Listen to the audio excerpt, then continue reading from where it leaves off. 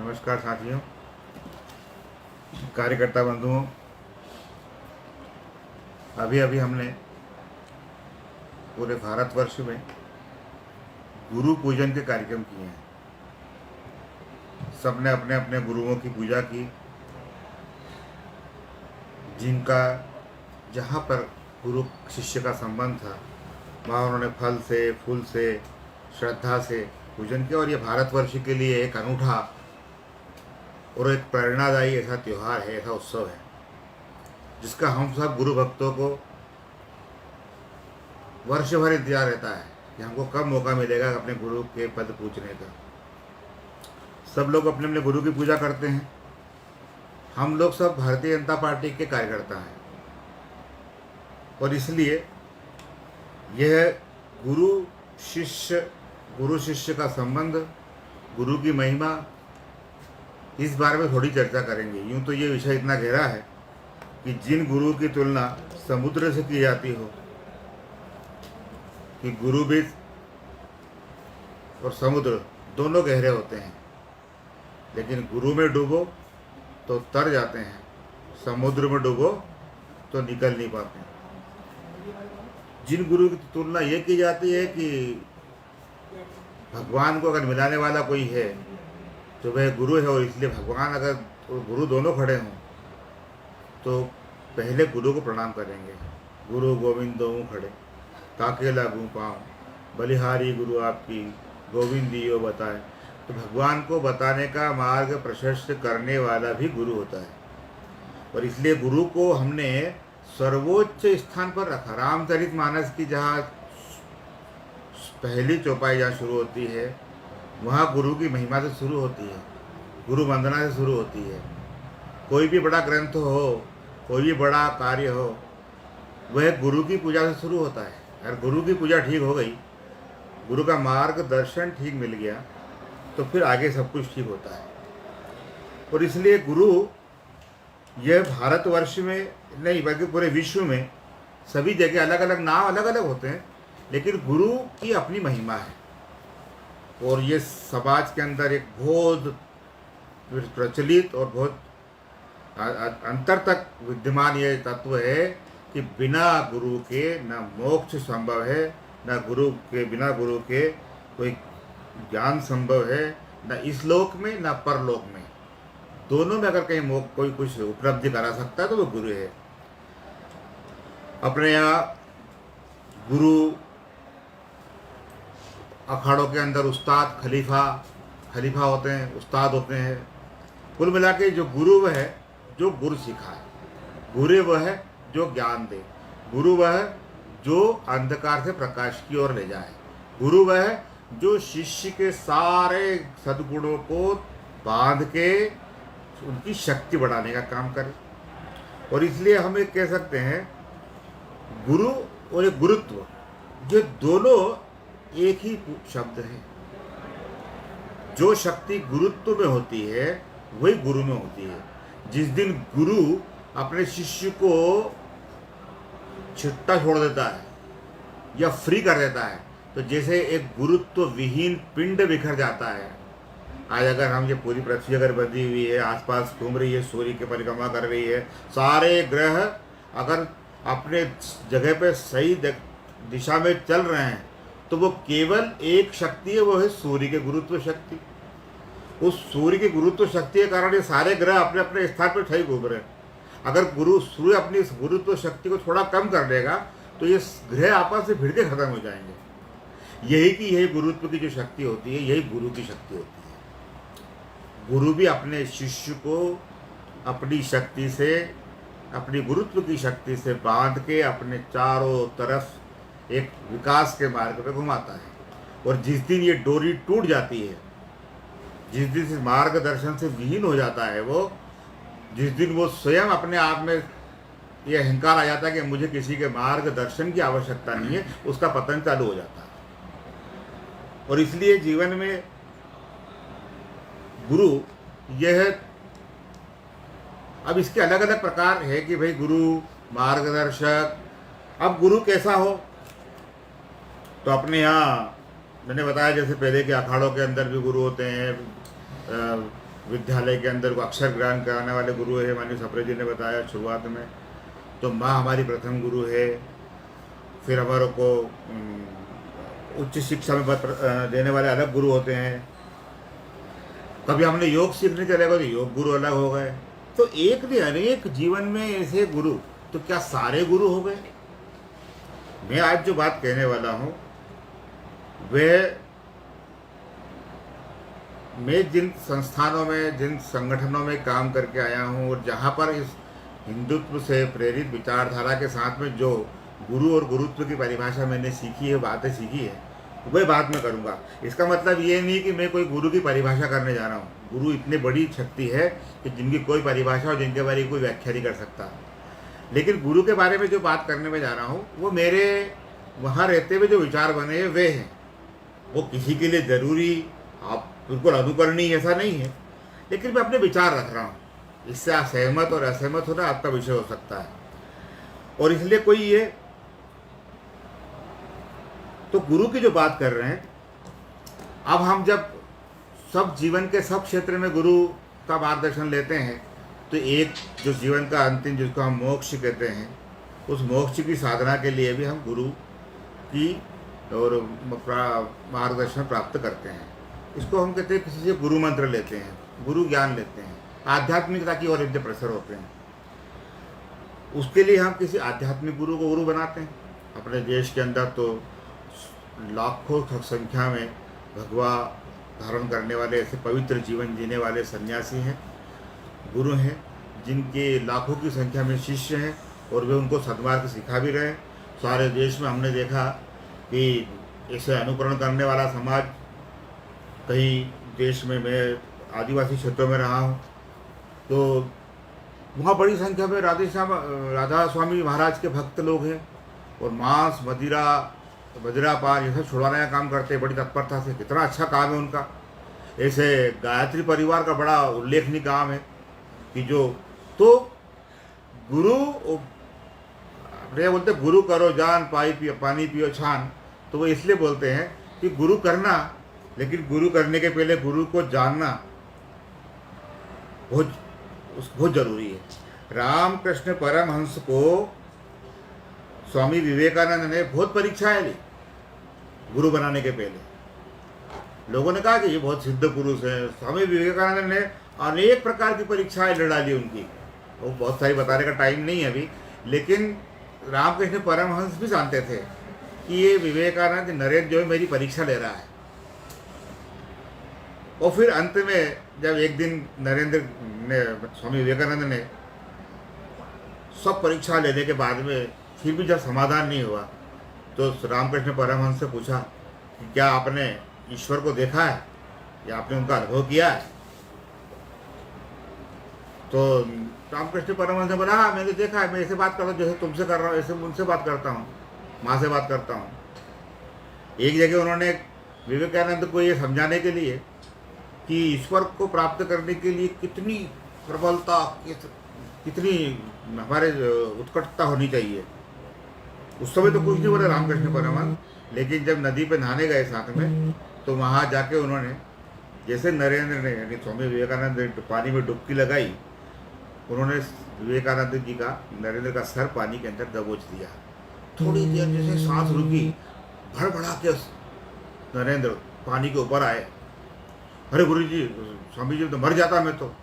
बस जितनी फड़फड़ाहट तुमने बाहर निकलने के लिए मचाई नरेंद्र, इतनी ही फड़फड़ाहट, इतनी ही तत्क्षणता गुरु भगवान को प्राप्त करने की तुम्हारे जीवन में अगर रहेगी तो भगवान तुम्हें मिल पाएंगे। इतनी सरलता से उन्होंने नरेंद्र को भगवान प्राप्त करने का, यह है गुरु का रास्ता। गुरु अगर जीवन में है, उदाहरण के लिए हमको भोपाल से दिल्ली जाना है, एक ट्रेन का मार्ग है, बस का मार्ग है और वायु मार्ग है। बस का मार्ग ये हमारा अपना अर्जित किया हुआ, अपने पराक्रम से मार्ग किया हो सकता है। पूछ पूछ के रास्ते में जगह जगह मैप के सहारे कैसे चले जाएंगे हम। ट्रेन में आपको टिकट लेना है 16, लेकिन थोड़ा टाइम ज़्यादा लगेगा। फ्लाइट में आप बैठेंगे और 2 घंटे बाद उतर जाएंगे दिल्ली में। ये फ्लाइट की जो यात्रा है, यह गुरु के चरणों में रह करके होने वाली यात्रा है। जब गुरु मिल जाता है तो आपकी यात्रा सरल, सफल और जल्दी हो जाती है। बस इतना अंतर है गुरु मिलने का और गुरु ना मिलने का। और इसलिए अपने भारतवर्ष में गुरु का ये इस तरीके से निरूपित किया कि गुरु बिना ज्ञान नहीं, गुरु के बिना मोक्ष नहीं। गुरु अगर है जीवन में, गुरु हमारे बालुवा क्षेत्र में तो जिनका गुरु नाम नहीं लेते हैं उनको नुगरा बोलते हैं, उनको नुगरा कहा जाता है। तो गुरु यह बहुत जरूरी जीवन में। लेकिन हमारे जीवन में इस प्रकार का मार्गदर्शन देने वाला, सदमार्ग दिखाने वाला सदगुरु का मिलना, लेकिन हमारी जो मूल चिंतन है, जैसे राष्ट्रीय स्वयंसेवक संघ का मैं उदाहरण दे सकता हूँ कि राष्ट्रीय स्वयंसेवक संघ में संघ की स्थापना जब हुई तो डॉक्टर एडगेवार जी ने उन्होंने कहा कि भाई शाखा चालू हो गई थी, कुछ दिन हुए थे शाखा चलते हुए, तो उन्होंने कहा कि आज गुरु पूजन करेंगे। सब जो स्वयंसेवक थे बड़े खुश हुए कि चलो आज हम लोग डॉक्टर जी की पूजा करेंगे। उनकी नज़रों में तो डॉक्टर जी गुरु हुआ करते थे, क्योंकि वही उनको शाखा में सब खेल खिलाते थे, व्यायाम कराते थे।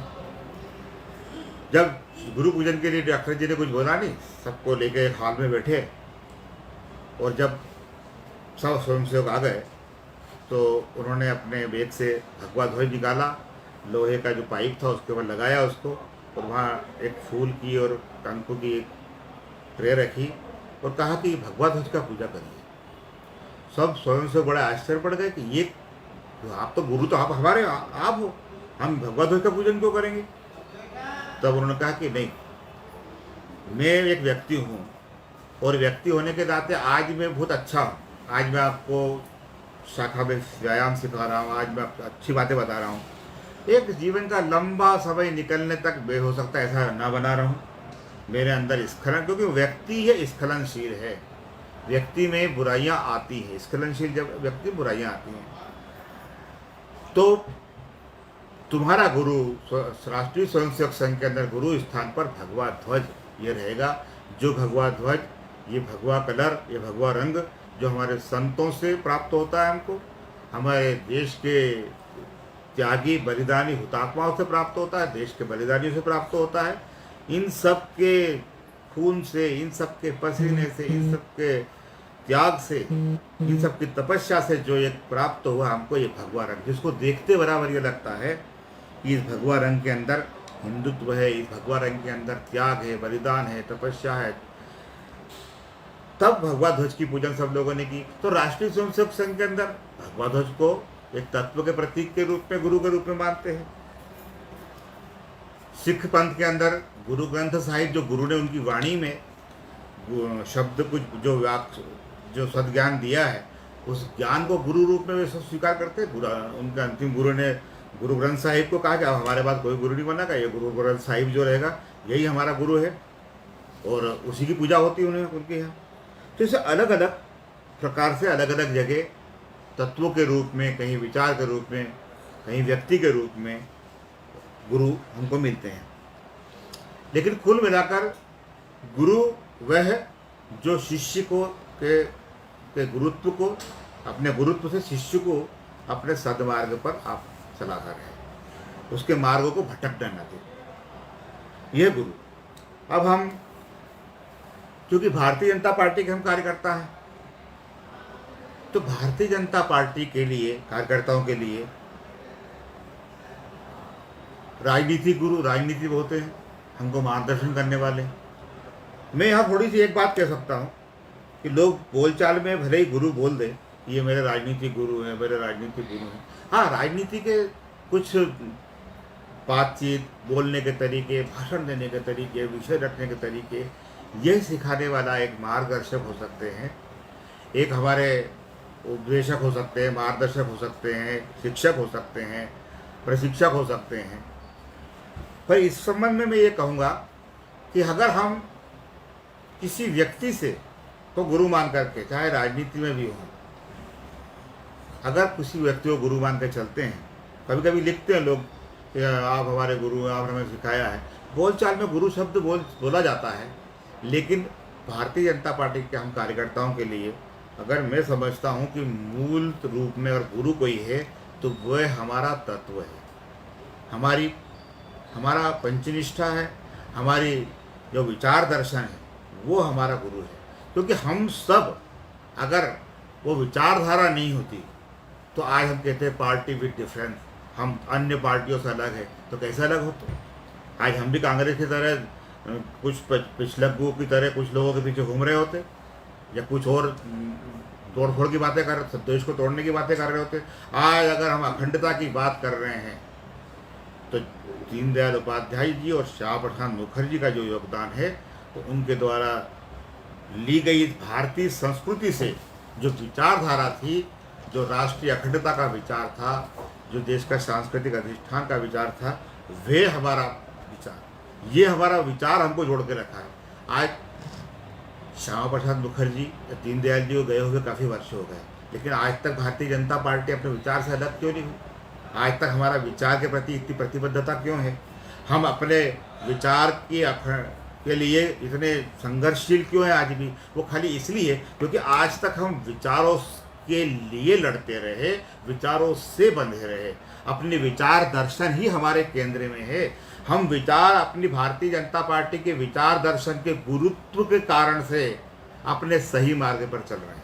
हम कहते हैं ना, कभी कभी हमारे पार्टी के कार्यकर्ताओं की बड़ी प्रशंसा होती है, कभी हमारे गोवा के जो मुख्यमंत्री रहे उनकी प्रशंसा होती है, तो कभी कल्याण सिंह जी के समय अयोध्या के मंदिर का जो कुछ घटनाएं हुई उनके बारे में वो कहा जाता है। आज के हमारे प्रधानमंत्री माननीय मोदी जी के इतनी दूरदृष्टि की सोच वाला व्यक्ति बताया जाता है।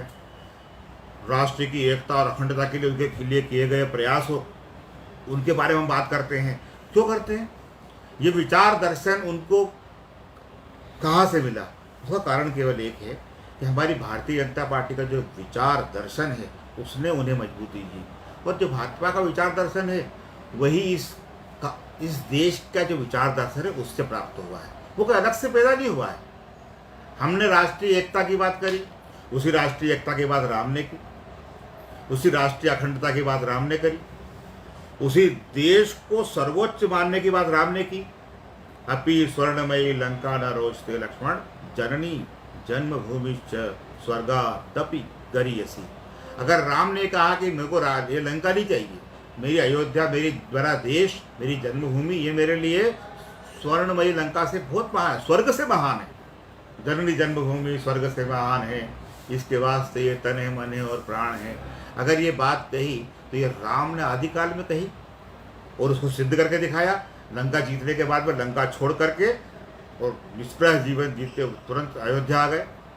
वहाँ पर अयोध्या में भरत स्वागत करेगा कि नहीं करेगा, कि एक दरबारी बना के रखेगा, कोई मालूम नहीं था उनको, समाचार नहीं था तब तक। लेकिन जन्मभूमि का प्रेम था, और यही जन्मभूमि का प्रेम इतने वर्षों तक हम गाते रहे।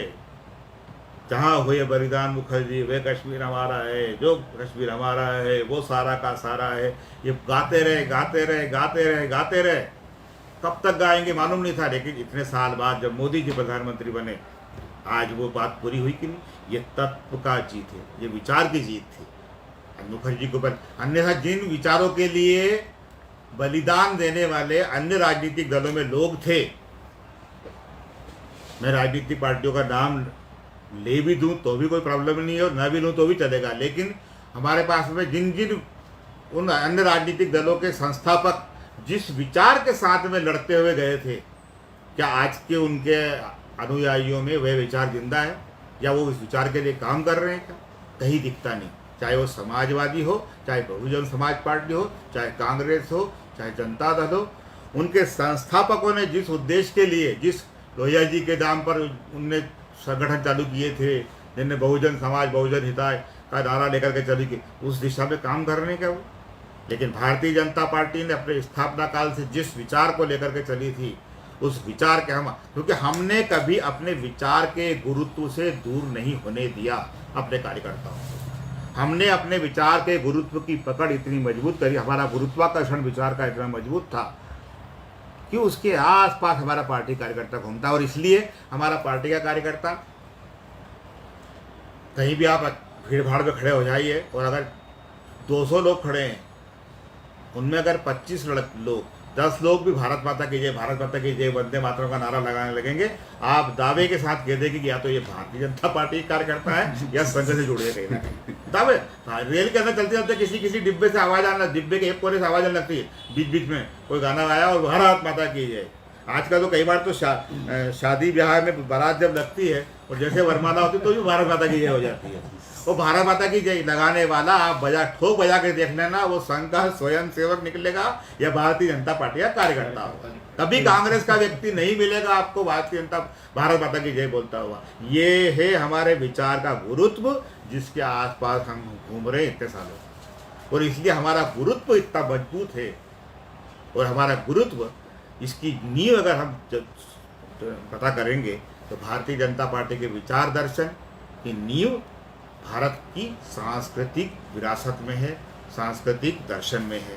और वह भारत का सांस्कृतिक दर्शन, जिसको हम जिस भारत की संस्कृति कह सकते हैं, जिसको हम हिंदू संस्कृति कह सकते हैं, जिसको हम हिंदुत्व कह सकते हैं, अर्थात इस भारत का अगर कुछ गुरुत्व है तो वह हिंदुत्व है।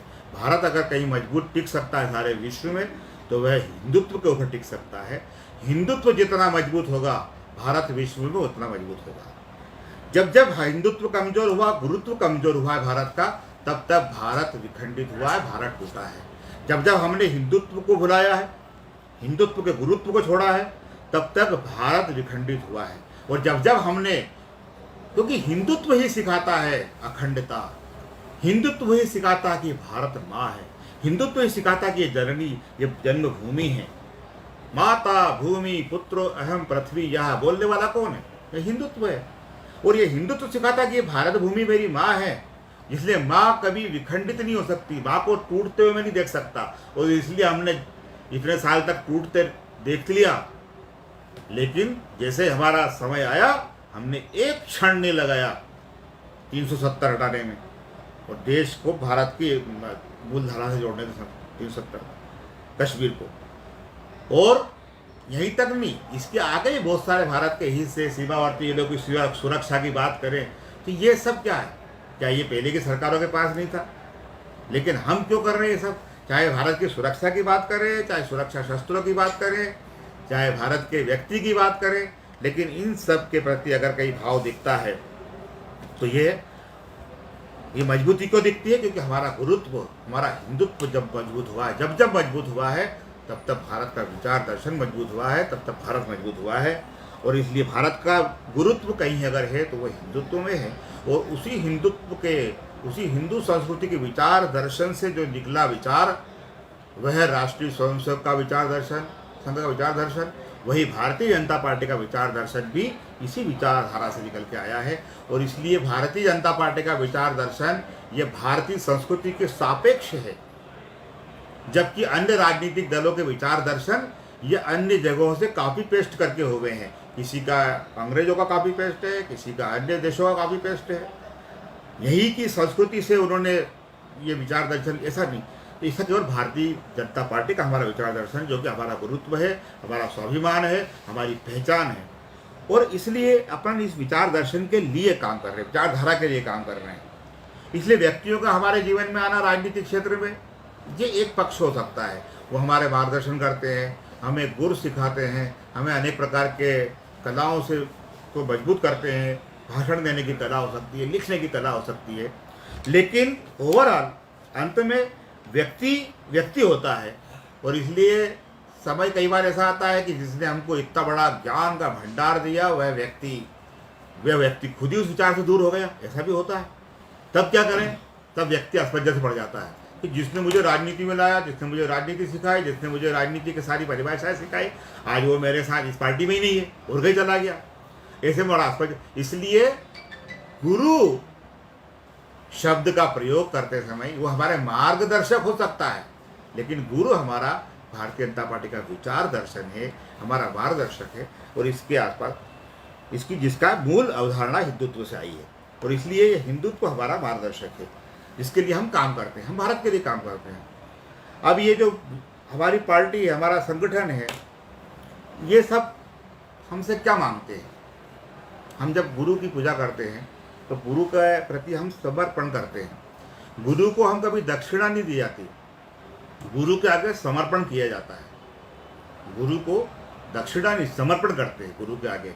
तो गुरु के आगे समर्पण का मतलब ये होता है सर्वस्व के अर्पण। जब सर्वस्व अर्पण कर देते हैं तो वह समर्पण हो जाता है। समर्पण का दूसरा भाव ये होता है कि जिसका है उसको अर्पण। समर्पण जिसका है उसको मैं अर्पण कर रहा हूं, वह समर्पण है। तो समर्पण जब हम गुरु के समक्ष करते हैं तो अनंत विनीत भाव से अपने सारे दुष्कर्मों का समर्पण करते हैं कि छोड़ते हैं, अपने सदकर्मों का समर्पण करते हैं कि मैं आज से संकल्प लेता हूं। अब हम किसी भी संगठन को बढ़ाने के प्रति अगर हम सोचें, कोई संगठन कैसे बढ़ता है, तो विचारधारा से, नेता से और कार्यकर्ताओं के समय से, कार्यकर्ताओं की मेहनत से, समर्पण से। ये कार्यकर्ताओं का समर्पण, काय का समर्पण? कार्यकर्ताओं का समर्पण सबसे बड़ा समर्पण होता है अपनी पार्टी के लिए, अपने विचार के लिए अगर हम कर सकते हैं तो वह समय का समर्पण।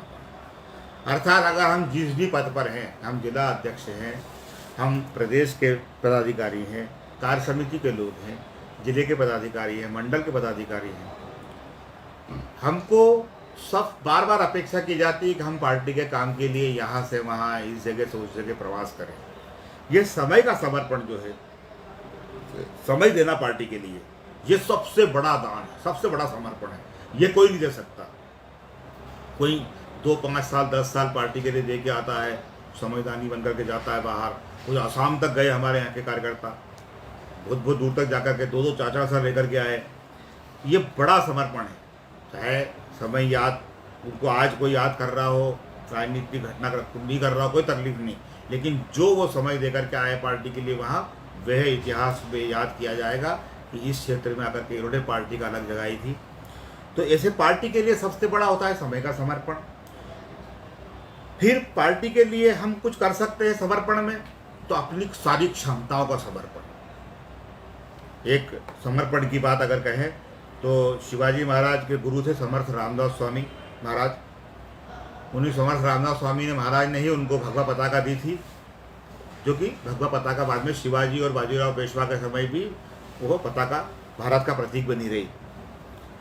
तो शिवाजी महाराज के दरबार महल के सामने एक बार समर्थ रामदास घूमते घूमते आए और शिवाजी महाराज के दरबार के महल के सामने आके अलग जगह दिया, जय जय श्री राम समर्थ बोलते थे। वो अंदर से जैसे सूचना पहुंची शिवाजी महाराज को कि समर्थ रामदास स्वामी महाराज स्वयं द्वार पर आए हैं, वो नंगे पैर दौड़ते हुए आए।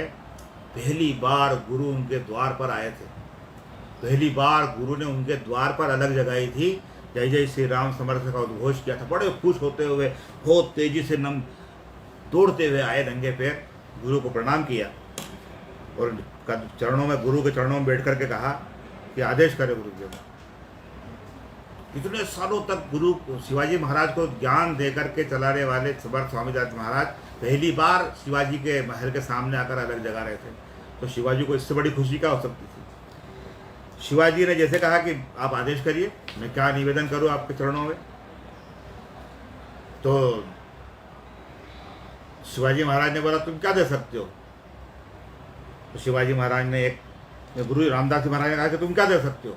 शिवाजी महाराज ने एक पर्ची पे लिखा, तत्काल एक लेख पे लिखा और कहा, उस पर लिख के दिया, समस्त राजपाट श्री गुरु के चरणों में समर्पित है। सब कुछ जो कुछ प्राप्त होगा सब समर्पित है। जब ये उन्होंने लिख के दिया, रामदास जी महाराज ने पढ़ा उसको, तो ठीक है शिवा, तुम आज से राजा नहीं रहे, आज से तुम राजा नहीं हो। कहा गुरु नहीं हो। तत्काल अपना सिर का मुकुट निकाला, पगड़ी पहनते थे वो, कागज में रख ली कि आज से मैं आपका सेवक हूँ, चलो। महल से दूर वहाँ जंगल में आश्रम वहाँ ले गए, कुटिया में हमें बिठाया सामने, जाके शिवा आज से तुमको राजा के रूप में नहीं, इस राष्ट्र के सेवक, जो बार बार नरेंद्र मोदी जी अपने आप को बोलते हैं, मैं राष्ट्र का चौकीदार हूँ, सेवक हूँ, आज से तुमको इस देश राज्य का सेवक के रूप में इस राज्य के तत्व की सेवा करनी है। इस सारा जो समाज है, हिंदू समाज, ये हिंदुत्व जो सारा देश है, परिवार तुम्हारा परिवार है, और आज से तुम इसके सेवक हो। आज से तुम मेरे प्रतिनिधि होकर के इस राज को ढाका राज संभालोगे, जाओ। तब से शिवाजी महाराज ने समर्थ रामदास जी महाराज के चरणों में बैठ करके पूरा राज चलाया। बाद में पेशवाई की स्थापना हुई। ऐसा शिवाजी महाराज। तो हम जब गुरु के समक्ष समर्पण करने जाते हैं तो समय का समर्पण, अपनी क्षमताओं का समर्पण करें, जो हमारे अंदर क्षमता है। अब आज के समय में हमारे अंदर क्षमता क्या है? मेरे अंदर बोलने की क्षमता है, तो मैं कहीं पार्टी के लिए अच्छे विचार रखने का काम कर सकता हूँ, भाषण देने का काम कर सकता हूँ। मेरे अंदर लिखने की क्षमता है, तो मैं अच्छे लेख लिख सकता हूँ पार्टी के विचार के लिए, पार्टी की उपलब्धियों के लिए। मेरे लेख 10-50 पेपरों में भेजूंगा, 2-4-10 छप जाएगा, 2-4-10 छपेगा तो 100-200 हज़ार लोग पढ़ेंगे, जितना पढ़ेंगे उतना प्रचार होगा। ये उम्मीद थी कि मैं एक ही भेजूँ और एक ही लिखा जाए, ऐसा नहीं हो। लिखिए आप। तो लिखने का अगर मेरा लिए अच्छा राइटर हूँ मैं, मेरा वो समर्पण। मैं तो यहाँ तक कहता हूँ कि अगर मैं IT का स्पेशलिस्ट हूँ, मैं बहुत अच्छा, मेरे फेसबुक पे बहुत फॉलोवर हैं, मेरे बहुत सारे ग्रुप बने हुए हैं। आजकल जो सोशल मीडिया के हिसाब से बात कर रहा हूँ मैं, तो क्यों नहीं भाई, रोज़ सुबह उठ करके अपने 24 घंटे में हम जितना भी सोशल मीडिया का उपयोग करते हैं, मोबाइल का उपयोग करते हैं, व्हाट्सएप का उपयोग करते हैं, फेसबुक का उपयोग करते हैं, तो good morning, good afternoon, hi hello, कैसे हो, चाय पी की नहीं पी, खाना खाया कि नहीं खाया, क्या खाया आज, सब्जी थी काय की थी, इन सब बातों के साथ साथ दूसरी बात, हम पार्टी के कार्यकर्ता हैं। मेरा सफर 1 घंटे में केवल पार्टी के बारे में लिखूंगा। आपको खोजने के जाने के लिए बहुत सारे साधन उपलब्ध है, गूगल पे मिल जाएंगे।